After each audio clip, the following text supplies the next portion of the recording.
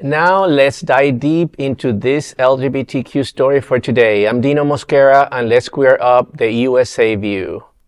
Trump frees $175 million over Penn's support for trans swimmer Lia Thomas. Trans Day of Visibility will be celebrated March 31st in many different ways. The Trump administration's recognition of Trans Day of Visibility was shocking. They confirmed leading up to the March 31st event by saying it will pause $175 million in federal funding for the University of Pennsylvania due to its policies supporting trans student athletes. The White House Rapid Response account on X shared a Fox Business video announcing the move, calling it "Promises Made, Promises Kept." The funding freeze stems from a Title IX investigation regarding university support of transgender swimmer Lia Thomas, who faced national backlash in 2022. A UPenn spokesperson told Newsweek that the school has always followed the NCAA and Ivy League policies regarding student participation on athletic teams. They added that the university has not received official notification about the funding cut. This move comes as the NCAA, under pressure from the Trump's executive orders, voted in February to ban all trans women from women's college sports. However, this crackdown extends beyond sports. Officials have been pressuring universities to eliminate DEI programs. A letter from interim U.S. Attorney Ed Martin to Georgetown Law Center warned that the school promoting DEI could see students barred from federal jobs programs. Advocates call these actions an attack on inclusion, while the Trump administration frames them as fulfilling campaign promises.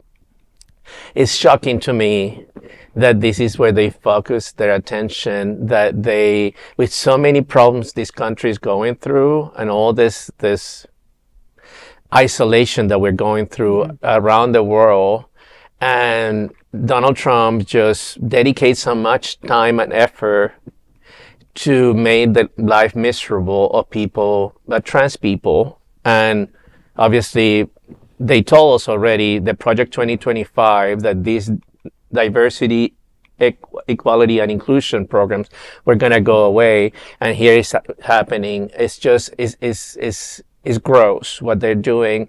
I can't believe that we are, just making such a big deal about one swimmer. But I mean, I'm confused. Didn't she graduate already She graduated this year. So they're still making it a point of her for her having competed for the last couple of years. They're making it an issue, and they're using it as a grab back for the $175 million. However, I think the one bright line in that whole story is that they haven't given notification about taking that money back at this late stage in the school year, because school's out in 5 or 6 weeks. Yeah. The fact that they haven't taken it away makes me think that maybe this is just more of a PR issue, because the NCAA has already agreed to bar the 10 trans athletes from participating. Yeah. And Lia, I believe this is her senior year, unless she goes on to, I thought she graduated already. I was under the impression that she graduated already. Again, this is Trump with his bullying tactics. Okay. This is how you show people how to be a bully in life, right? Okay. Oh, you don't want to listen to what I'm doing. You don't want to listen to what I'm saying, or you don't want to do what I say. Okay. No problem. I will take this away from you until you do. But there's going to be a lawsuit, as there always is, and he's going to lose. But the fact of the matter is, Donald Trump's personality is, I'm happy no matter what the story is. So it can be as negative and nasty as it can be, or it can be something positive. And he's done a lot of damage in 8 or 12 weeks. And I think that, again, we're going back to all this BS over low-hanging fruit and going after 0.759% of the population, and in college sports, 10 athletes. Yeah. It's all just to feed his base. And I think at this point, between this week's, it's no secret, we had such a screw up with the war plans being public. He's desperately looking for something to take the focus off of Yeah. It's every week. It's a different scandal. Every day is a different thing. Yeah. So we forget what the scandal last week was because this week is a different one. By Friday we'll have another one. Exactly, and we'll forget about that one. We'll forget about this one with the signal chat thing. It's just that's the administration's modus operandi. We have a scandal every week. Their cruelty knows no limit. No. They have no problem, shutting down funding for the University of Pennsylvania. That's wonderful research, medical research, world-class medical research that comes out of the UPenn, and they have no qualms doing, shutting them down. They have no issue canceling USAID. A lot of people in the third world are going to be dying because they can't take the HIV medication that we have been providing for years and have turned around the epidemic of HIV around the world, particularly in kids born to HIV positive mothers. But we have no problem with this just because we need to cut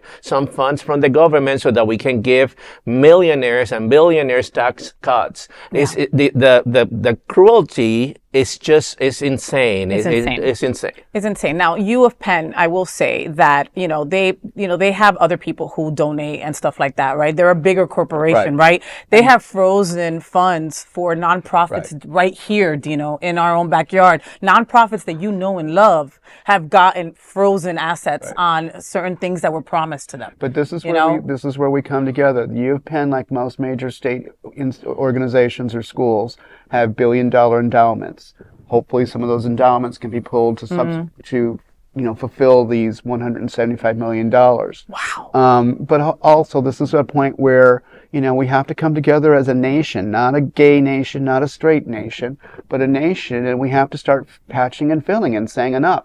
UPenn, you lose $175 million. I have $100. Let me give you $100. Let's try and work together. Wasn't Bill Gates I was talking about, the biggest philanthropist of them all, Bill Gates, that has done so wonderfully for outside the U.S. The world, everything that we care so much for so many years, and he says we can make up for the U.S. now pulling out of all this. Wow. He can't possibly, even though he gives a lot of his money he to can't this, cover it. That's how much it is. That's how much it is. That's how much it is. How's the damage that this is inflicting in programs, not only for patients, but for people that work for those patients that are going to lose their jobs, are going to be on the streets. But at this point, the damage that's been done is because of the speed.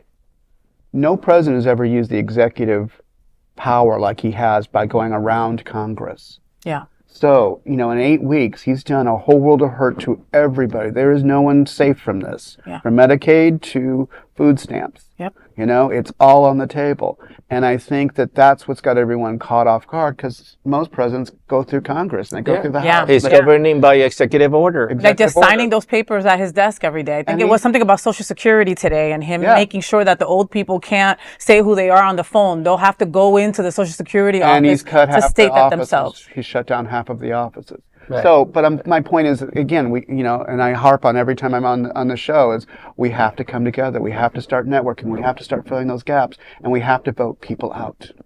Well, that is the big LGBTQ story for today. There is no other queer nonprofit media platform like this in the entire world. Support our LGBTQ stories by subscribing and sharing Queer News Tonight.